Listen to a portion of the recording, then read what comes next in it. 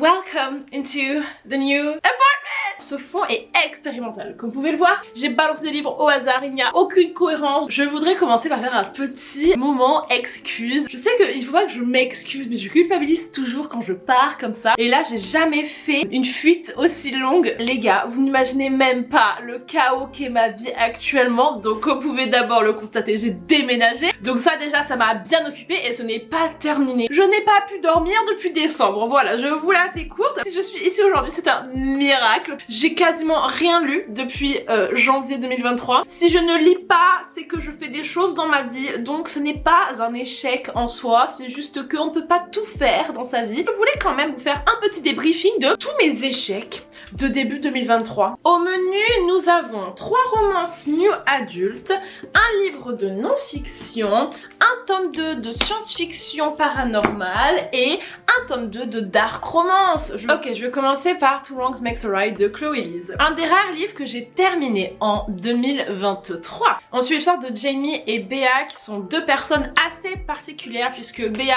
est dans le spectre de l'autisme et Jamie lui a énormément d'anxiété sociale. Ou alors ils sont tous les deux neurodivergents. Ils sont peut-être tous les deux neurodivergents. Et selon leurs amis en commun, ils feraient la paire la plus incroyable. Donc leurs amis vont les set-up pour qu'ils se retrouvent à faire un date alors qu'ils ne savent pas que c'est l'autre en face. Et la situation est assez comique puisque la seule fois où ils se sont rencontrés dans une soirée, ça s'est passé de manière complètement terrible et ils ont des a priori énormes en négatif l'un sur l'autre. Lors de ce date arrangé, ils vont faire le pacte de se venger de leurs amis qui les ont set-up ensemble en justement faisant croire qu'ils sont ensemble pour ensuite pouvoir les décevoir quand ils vont leur avouer qu'en fait ils ne sont pas vraiment ensemble. Toute cette histoire est parsemée de beaucoup de discussions sur la santé mentale, ce que c'est d'être neurodivergent et donc ça parle aussi beaucoup d'acceptation et d'amour de soi. Voilà, je suis dépitée, je suis vraiment dépitée par rapport à celui-là parce que Chloé Lise, c'est une autrice que je veux lire depuis des mois, fait énormément de romances avec des personnages neurodivergents et moi c'est quelque chose dont je raffole et celui-là c'est son tout dernier qui a été vraiment acclamé, que ce soit sur Bookstar, sur BookTok, sur YouTube. La première chose qui m'a un petit peu bloquée par rapport à cette histoire, c'est le fait que je n'étais pas du tout dans l'état mental pour le lire. J'étais en train de vivre une vie d'extrovertie à Toulouse, de ne pas dormir, d'aller en soirée tout le temps. Quand tu mets 3 semaines à lire un livre et que tu coupes comme ça ta lecture, forcément t'es pas dans le meilleur état d'esprit pour apprécier un livre. J'ai pas réussi à accrocher et à rentrer dedans,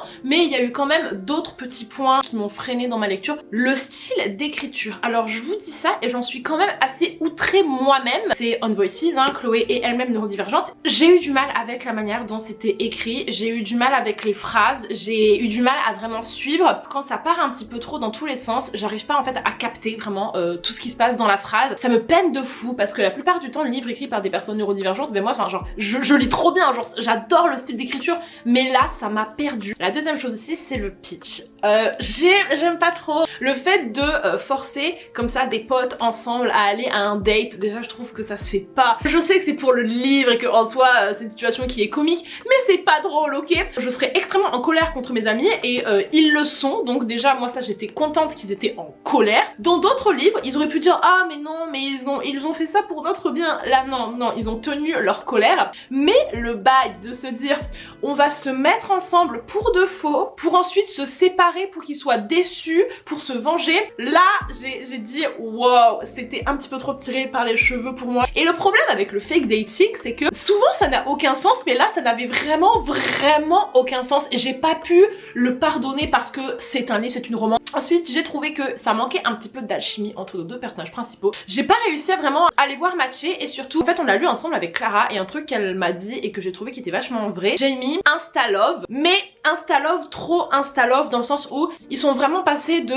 on est gênés ensemble, on est des inconnus à on s'aime et on se fait des déclats de fou. Et moi il me manquait juste 2 ou 3 scènes au milieu pour qu'on voit vraiment le moment pivot. Je suis en train de le casser alors qu'en soi c'était un 3 étoiles, c'était une romance qui elle était sympa, je l'ai lu jusqu'à la fin, ça se lit très très bien et les représentations sont géniales. Justement en parlant de représentation, il y a dans ce livre je trouve la meilleure discussion que je n'ai jamais lue sur le fait de masquer. Une de leurs premières grosses discussions, Jamie justement utilise la métaphore d'une tenue pour le fait de masquer, et ça j'ai trouvé que c'était mais tellement parlant. J'ai adoré cette métaphore et je me suis dit ah c'est trop bien qu'on en parle. C'est pas quelque chose d'anodin clairement. Je me doute que Chloé elle a glissé sa propre expérience là-dedans, donc voilà, ça m'a fait plaisir de lire ça. Donc voilà, c'est un petit fail pour moi, mais je pense que c'était surtout dû au fait que j'étais fatiguée, je n'avais pas le temps, je n'avais pas la patience, et le style d'écriture était un petit peu trop farfelu pour moi, donc du coup je n'ai pas réussi à accrocher, mais en soi ça se lit très très bien, et pour une romance avec des personnages neurodivergents, ça peut totalement être une super bonne lecture pour vous, voilà. Next up, ladies and gentlemen, on va parler de l'éléphant in the room, de la star internationale, le chouchou des nanas, Captive 2 de Sarah Rivens. Ah là là là là. Quand tu es conscient de tous les problèmes de ce livre, quand tu sais que c'est une dark romance et que forcément la relation est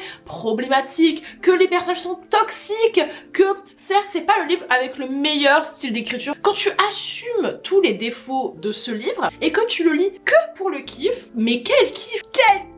Clairement, Sarah Rivens, elle a compris un truc. Je ne serai jamais la meuf qui écrirait les livres les plus complexes. Je ne serai jamais la meuf qui va écrire les personnages les plus profonds, qui va aller au plus profond de la psychologie et qui va avoir du suspense de malade. Non, je laisse ça à d'autres personnes et moi, je vais faire des histoires où, certes, c'est le bordel, il y a plein de problèmes, mais c'est du kiff. C'est pas un crime, c'est pas un crime de faire ça. Si jamais c'est assumé, ben je trouve que personnellement, moi je trouve que c'est assumé, hein, elle assume plutôt bien. Il y a les trigger warnings. Certes, il y a des problèmes autour de cette saga, notamment dans la manière dont il est distribué et dont il est marketé. Il se retrouve entre les mains de jeunettes de 12 ans, ça c'est pas possible, non. Les Cultura, les Fnac, tout ce que vous voulez, il faut vraiment faire un effort pour mettre des petits ronds ou alors trouver le bon rayon, parce que là le truc il te tend les bras comme ça et il n'y a pas assez, je trouve, de prise de conscience sur le fait que justement ce soit pas un idéal à atteindre. Mais du coup, quel fun. On reprend du coup les histoires de Ella et Asher Scott. Au début du tome, ils sont séparés et ils vont finir par se retrouver. Et si jamais dans le tome 1, monsieur Asher Scott était un mec absolument exécrable, impatient, un enfant pourri gâté, et ben là, petite rédemption, sympatoche la rédemption. Non vraiment, moi il m'a fait sourire. Il y avait quand même 2-3 moments où je me suis dit oh bah tiens, et ok, bonjour la mignonnerie, je sais ce que t'as fait avant, je ne l'oublie pas, mais là t'es cute. Consentement king quand même, hein. Moi j'ai eu plusieurs scènes où je me suis dit oh, le mec a pris des cours. Le mec entre le tome 1 et le tome 2, il est allé à l'école des bonnes manières. Il a appris certaines de ses leçons, même si ses dérives sont quand même revenues sur la fin. Bah voilà, on pouvait pas non plus totalement oublier le fait que Asher Scott, c'est Asher Scott, voilà. Mais moi quand même il m'a fait sourire, il m'a fait plaisir le petit coco, et surtout je suis une fan inconditionnelle du mec méchant qui devient gentil. Genre vraiment moi je suis une enfant, donnez-moi ça, moi ça me fait kiffer, y a aucun souci, j'adore. Et là pour le coup c'est totalement ce qui s'est passé. Notre Asher Scott, son cœur s'est ramolli clairement, et ça peut ne pas plaire. Je sais que Clara elle a dit mais putain moi je voulais qu'il reste un mafieux méchant parce que là du coup ça le décrédibilise, mais moi je suis faible. Et il y avait quand même pas mal d'introspection. J'ai été plutôt surprise parce que dans le tome 1 il n'y avait pas autant de dialogue interne, de tourments, mais là le mec était tourmenté, Ella était tourmentée, ils ont beaucoup réfléchi et j'ai bien aimé certaines de leurs discussions internes et même de leurs discussions entre eux. Il y avait quand même un petit peu de communication, donc je ne dis pas que communication, respect, bienveillance est respectée là-dedans, mais certaines scènes étaient clean. Voilà, donc moi j'étais très contente. Certains moments m'ont un petit peu fait lever les yeux au ciel, mais c'était tellement fun. Et franchement en fait j'ai l'impression que quand je lis ce livre, je déconnecte des choses dans mon cerveau et c'est très agréable. Et ça fait clic clic pam pam pam. Le troisième livre les gars, on va parler d'un livre de non-fiction. Everything I Know About Parties, Days, Friends, Jobs, Life, Love de Dolly Alderton. J'ai pris ce livre parce que je me suis dit ok, we need to learn. J'ai besoin un petit peu de conseils dans ma vie. Peut-être que ce livre va me rassurer, peut-être que ce livre va me faire du bien, et surtout tellement de gens en parlaient partout que je me suis dit testons, ça fait longtemps que je veux lire de la non-fiction. Le truc c'est que c'était pas du tout, mais pas du tout ce que je pensais que ça allait être. Moi je pensais que ça allait être un peu genre des essais philosophiques sur le self-love, un peu comme si c'était une grande sœur qui te disait bon tu vas peut-être te sentir comme ça, mais c'est normal, après faut pas que tu tombes dans ces dérives là, nanana. En fait c'est une autobiographie de Dolly Alderton qui te raconte toute sa vie depuis ses 16 à ses 35 ans, ou je sais pas quel âge elle a, à l'université avec les frat school, les grosses soirées, ensuite quand elle arrive à son premier boulot, à travers toute sa vie, elle va t'enseigner des choses. Le truc c'est que moi je veux pas lire la vie de quelqu'un. Je voulais quelqu'un qui me disait Estelle, tout va bien, tu ne vas pas mourir. Mais là elle ne l'a pas fait, au contraire la meuf elle m'a montré des moments où elle-même était en train de mourir par terre. Donc moi je me suis dit non, je veux pas voir quelqu'un d'autre être en PLS, je veux que tu me rassures. Ce livre ne m'a vraiment pas rassurée. Parce qu'en fait la meuf à 35 ans elle est encore paumée quoi. Et je sais que en soi c'est un message qui est censé te rassurer parce que tu te dis ok on a le droit de faire des erreurs, on a le droit de se tromper, on a le droit de dire les mauvais trucs, de traîner avec les mauvais garçons. Mais moi je veux pas ça. Donc ce n'était pas du tout ce que je voulais. Donc voilà, si vous vous attendez à un livre plus de développement personnel mais plus basé sur de l'introspection, non, parce que ce livre se lit comme une histoire vraiment. Et du coup moi c'était pas en fait ce que je recherchais malheureusement. Et je sais que ça a été un vrai coup de cœur pour plein de gens qui en fait ont adoré le fait que justement ce soit à travers sa vie. On continue avec une autre déception. Lizzie Blake's Best Mistake de Maisie Eddings. Oh mon dieu, je l'ai DNF à 40%. À 40%. Je pense que j'ai attrapé un virus de Estelle n'arrive plus à lire de romance. It's not you, it's me. Vraiment. Maisie Eddings avait écrit une de mes romances préférées de l'année dernière, A Brush with Love. Celui-là, oh là là, lui m'avait rassuré. Lui, vraiment, il avait fait le taf de lui. Il avait montré une relation où les deux étaient transés de peur, mais qui réussissaient à se parler. Et ce livre m'avait montré qu'un date pouvait bien se passer. Et franchement, je lui en suis reconnaissant. Et je m'attendais à la même mignonnerie et à la même douceur dans celui-là, mais j'ai pas du tout retrouvé ça. On va suivre l'histoire de Lizzie qui est TDAH et ça lui pourrit la vie. Elle n'arrive pas à garder un job stable, elle a beaucoup de problèmes dans ses relations parce que certaines personnes sont assez validistes et comprennent pas certaines choses qu'elle fait, alors que des fois c'est vraiment au-dessus de son contrôle quoi. Notamment elle refuse de se poser avec un mec, elle enchaîne vachement les coups d'un soir et elle va justement se trouver un marin qui passait par là. Et elle va avoir un coup d'un soir avec lui et surprise motherfucker! Bitch got pregnant. Je pense qu'il faut que je vous le dise parce que moi je ne savais pas. Je n'aime pas ce trope et du coup je pense que ça a contribué au fait que je n'ai pas aimé ce livre, donc je vous préviens. Le problème c'est quoi? C'est que ce mec il est reparti parce que c'est un marin en Australie là et elle se retrouve solo avec le bébé et elle est en mode tu sais quoi, c'est peut-être le truc qui va faire que je vais me poser dans ma vie et qui va m'apporter un petit peu de cadre. Et elle appelle quand même le mec pour lui dire bon, juste pour te dire on a un gosse mais je m'en occupe. Et le mec rapplique et ils vont construire en fait cette vie de parents. Au début ils sont en mode bon juste en coparents et je n'ai pas lu la fin du livre mais je suppose qu'ils vont se trouver un amour fou l'un envers l'autre. Malheureusement je n'ai pas accroché au personnage, j'ai pas trop aimé certains de ses choix, c'est pas un personnage vraiment qui a réussi à me toucher et ça me fait vraiment de la peine. Et l'autre gars là, Rake, alors lui je ne l'ai pas compris, je n'ai pas trop compris son caractère parce qu'au tout début il a l'air pas timide mais voilà il est un petit peu impressionné par elle. Il y a eu une scène où en gros en fait elle le ramène chez lui et elle est en mode bon frérot let's go, et lui il est en mode oh ok, ça c'est un petit peu un trope personnel. J'aime pas quand les meufs, pas qu'elles se moquent, qu'elles sont un petit peu en mode pression sur le mec. Bon allez, tu me baises là. Je caricature hein, mais je me dis oh doucement. Ça se trouve lui, il est en train de process des trucs, ok. Donc sois gentille et explique-lui un petit peu parce que c'est pas inné, tu vois, c'est pas inné d'arriver, de la jeter sur le lit et tout. Et du coup le pauvre mec, et je trouve qu'elle l'a pas du tout aidé. Elle était plus en mode oulala, mais pourquoi il met autant de temps là pour se déshabiller. Moi j'aime pas trop ce genre d'attitude, voilà. Et puis le mec retourne en Australie et là il dit je vais habiter chez toi, je vais avoir le bébé, je vais nanani. Et lui pareil, il a en fait ce mindset de se dire je suis paumé dans ma vie, je n'ai aucun projet, je n'ai aucune attache. Il me semble que son ex est décédé et il n'a jamais réussi à passer à autre chose et il se dit un bébé c'est exactement ce qu'il me faut pour redonner en fait un sens à ma vie. Donc tous les deux mettent une pression de malade sur ce gosse pour que ce gosse change leur vie. Le mec quand même, enfin il abandonne tout et il vient habiter avec cette meuf qui en soi il ne la connaît pas. Il n'a pas hésité une seule seconde. Moi ça m'a un petit peu surprise, j'aurais peut-être aimé que le mec réfléchisse un petit peu plus et qu'il se dise bon est-ce que j'ai vraiment envie d'avoir un gosse là tout de suite. Donc je ne sais pas ce qui s'est passé sur la fin. Et je suis extrêmement triste parce que voilà, Maisie c'est une autrice que j'adore et je vais continuer à lire ses livres.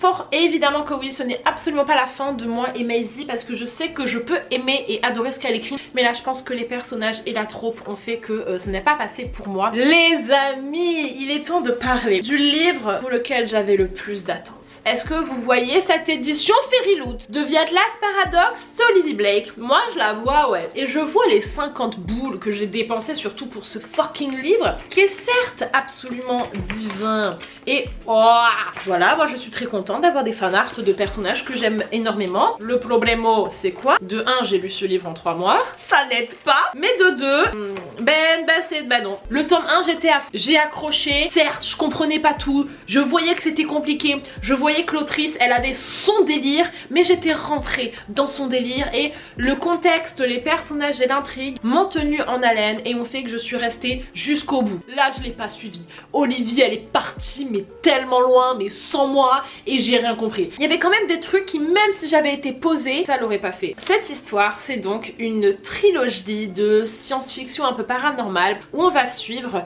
les 6 meilleurs magiciens de la Terre qui sont regroupés dans la librairie d'Alexandrie dans une société secrète. Dans le premier tome, ils doivent s'affronter à travers différentes missions afin en fait d'en éliminer un qui est considéré comme trop faible. Le tome 1, c'est un petit peu une sorte de Koh-Lanta puisque c'est eux-mêmes qui doivent décider. Du coup, ça fait des stratégies de qui on garde pas, qui sont tes amis, qui sont tes ennemis, tu ne peux faire confiance à personne. Et en fait, tu mélanges avec ça tout l'aspect magie qui est très relié à la science, chose que moi j'ai adoré. Et voilà, ils se retrouvent à essayer de recréer le Big Bang avec leur pouvoir. Moi ça m'a passionné. Et je craignais en fait que l'intrigue du tome 2 soit basée sur il manque une personne puisque on l'a éliminé. Et du coup c'est la galère. Et c'est exactement ça. En soi le livre t'annonce la couleur puisque pendant tout le tome 1 ils passent leur temps à dire mais on peut pas éliminer quelqu'un. On fonctionne à 6 quoi. Il y a tellement de discussions sur l'équilibre, sur le fait que tous sont là pour une raison et tous ont été choisis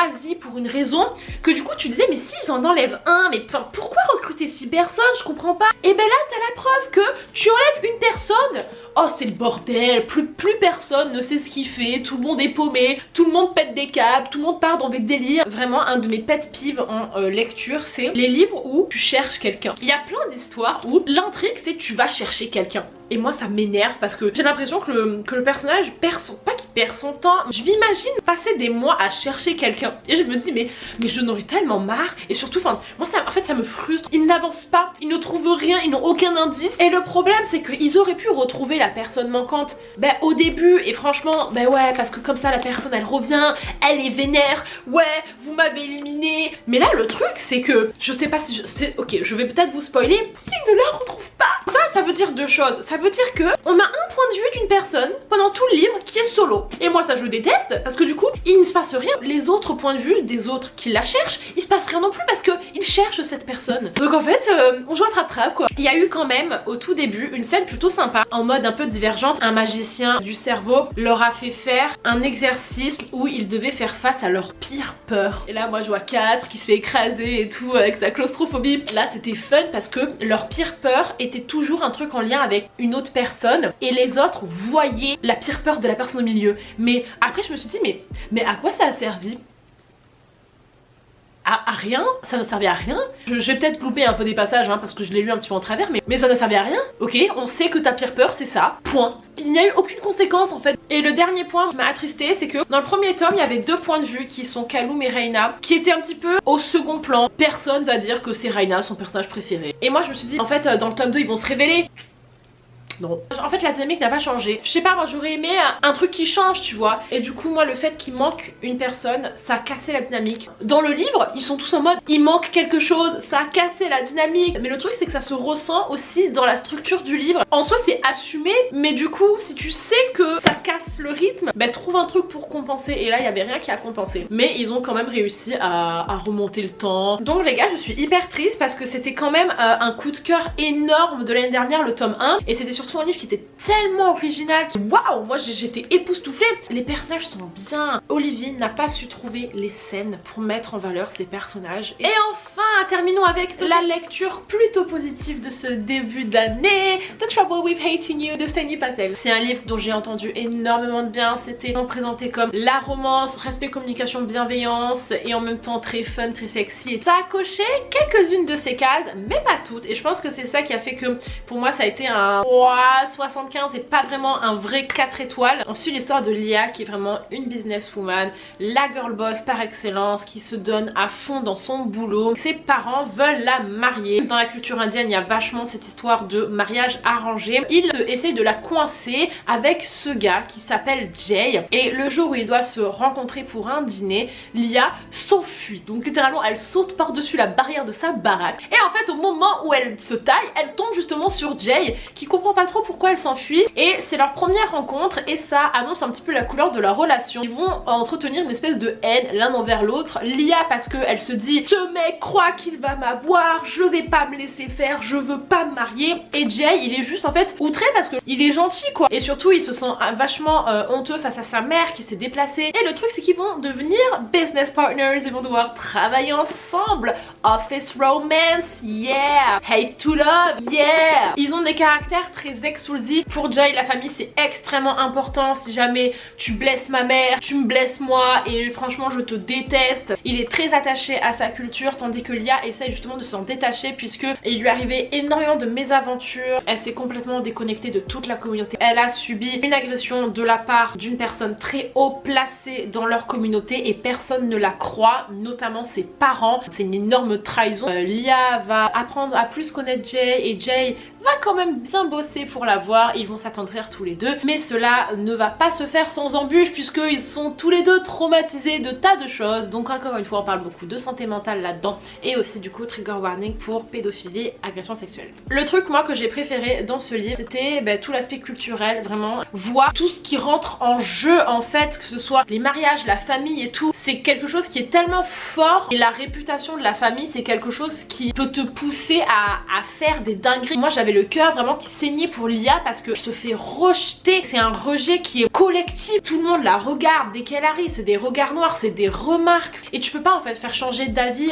toute une communauté de gens parce qu'il suffit d'un truc pour que à vie t'aies une étiquette quoi sur la tête. Et je pense que justement ce livre est là aussi pour condamner cet aspect là. Et le personnage de Lia, moi je l'ai pas trouvé insupportable. Je sais qu'il y a des gens qui ont dit qu'elle attaquait quoi, qu'elle sortait les griffes tout de suite, mais considérer son histoire, considérer que dès qu'elle entre quelque part tout le monde se retourne et tout le monde crache sur elle, je la comprends qu'elle soit tout le temps sur la défensive, que ce soit compliqué de l'approcher. Le truc, moi vraiment quand j'ai vu ça je me suis dit oh mon dieu merci. Quand elle est douce, elle est douce. J'ai lu pas mal de livres où le personnage féminin attaque comme ça et sur la défensive et elle tombe en fait dans l'extrême d'être vraiment désagréable avec tout le monde et que même quand tu lui montres de l'attention, de l'affection et même quand t'es gentil avec elle, elle attaque et elle te défonce. Et bah là Lia elle sait reconnaître quand vraiment t'es gentil avec elle et elle sait apprécier ça et elle est gentille en retour. C'est un masque qu'elle porte parce qu'elle doit se défendre parce qu'elle a vécu des choses horribles, mais que dans l'intimité avec Jay elle est tellement douce et